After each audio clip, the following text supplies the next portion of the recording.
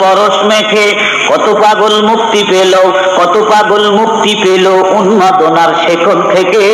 যেরকম মারহাবা। হাত যখন জোড়া লাগছে, লোকটা খুশি না বেজার? আল্লাহ নবীকে ডাক দাও, হুজুর আর আমি ফিরে যাব না, আপনি আখেরি জামানার পয়গম্বর, আমার মধুর কালমা খানা পড়াইয়া দেন। আমার নবীর হাতে হাত দিয়া কলমা পড়ে, লা ইলাহা ইল্লাল্লাহ, লা ইলাহা ইল্লাল্লাহ, লা ইলাহা ইল্লাল্লাহু মুহাম্মাদুর রাসূলুল্লাহ সাল্লাল্লাহু আলাইহি ওয়াসাল্লাম। আপনারা যখন বেহেশতের মধ্যে যাবেন, আমরা যখন বেহেশতে যাব, আমাদের চরিত্র হবে মুহাম্মাদি চরিত্র। জোরে কোন মারহাবা। কোনো গোলমাল থাকবে না, কোনো ফাসাদ থাকবে না, কারোর সাথে কোনো টক্কর লাগবে না, জমির আল্লিয়া কোনো তর্ক লাগবে না, মামলা মোকদ্দমা থাকবে না। বেহেশতের মধ্যে যখন যাব বাবা, দুনিয়ার কোনো হিংসা বিদ্বেষ মানুষের অন্তরের মধ্যে থাকবে না। ওই জান্নাতে যাবার জন্য কাজ করতে হবে মুমিনদের 7টা। জোরে বলেন কয়টা? 1 নাম্বার কাজ, আল্লাযীনা হুম ফি সালাতিহিম খাশিউন। নামাজ তো পড়তেই হবে। নামাজ আছে সারা বিশ্বের ভিতরে। আমার মায়ের জাতির মাসে মাসে নামাজ মাফ হইয়া যায়, কিন্তু পুরুষদের কি মাসে মাসে নামাজ মাফ হয়? বছরে 2-1 বার, 12 বছর পর 2-1 বার, জীবনে 2-1 বার।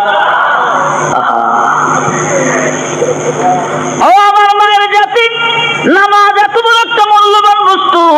সন্তান প্রসবের পেইন শুরু হয়েছে, ব্যথা আরম্ভ হয়েছে, কিন্তু ব্লিডিং শুরু হয় নাই, রক্তপাত শুরু হয় নাই। সন্তানের মাথা বের হয়েছে, কিন্তু রক্ত আসে নাই। নেফাসের রক্ত না আসা পর্যন্ত কিন্তু নামাজের বিধান নষ্ট হবে না, শরীর পবিত্রই থাকবে। মুসলমান ভাইরা, তা নামাজের হুকুম রহিত হবে না। সন্তানের মাথা বের হয়েছে, ব্লিডিং শুরু হয় নাই। ইমামে আজম আবু হানিফা রাহমাতুল্লাহ আলাইহি বলেন, সন্তানের মাথাটা তুলার দ্বারা জোড়ায় নিয়ে পাতিলের মধ্যে ঢুকায় দিয়ে যদি হুঁশ থাকে ওই প্রসূতির, তাহলে রক্তপাত যদি না হয়ে থাকে, হুঁশ যদি থাকে, তায়াম্মুম করায় হলো 4 রাকাত ফরজ পড়তে বলো, তবু নামাজ মাপ নাই।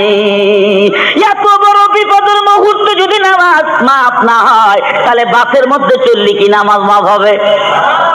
ট্রেনের মধ্যে চললে নামাজ মাপ হবে? বিমানে চললে কি নামাজ মাফ হবে? চাকরি করতে গেলে নামাজ মাফ হবে না, অফিসে গেলে নামাজ মাফ হবে না, সভা শুনতে আসলে নামাজ মাফ হবে না, কোন জায়গায় নামাজ মাফ নাই। ও পুরুষ ভাইরা, ভালো করে মনে রাখবেন, নামাজ সর্বদাই পড়তে হবে। যদি আপনার কাপড় না থাকে, ল্যাংটা হয়ে ধরে বলেন ঠিক না ঠিক? ওযু করতে পারতেছেন না, কেমনে নামাজ পড়বেন? কি করে?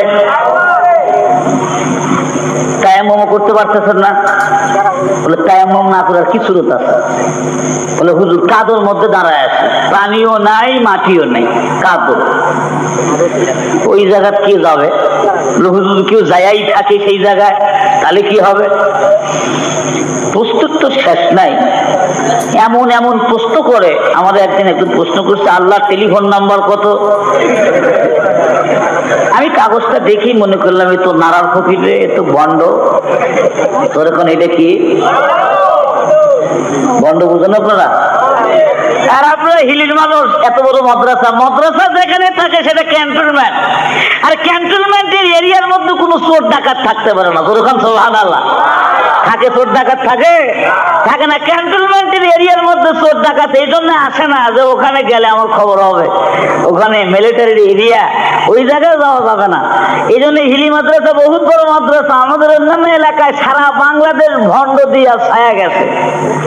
তেতারা দোতারা কত রকমের তার নিয়ে মারেফতের নাম দিয়া যা করতেছে সমাজে। আমার মায়ের জাতি বুঝবেন না পেরে পীর বাবা খাজা বাবার কাছে যা মুরিদ হয়, আবার কেউ কেউ আবার পাও টিপে দেয়, পীর সাহেবের পাও টিপলে বলে সোয়াব হয়।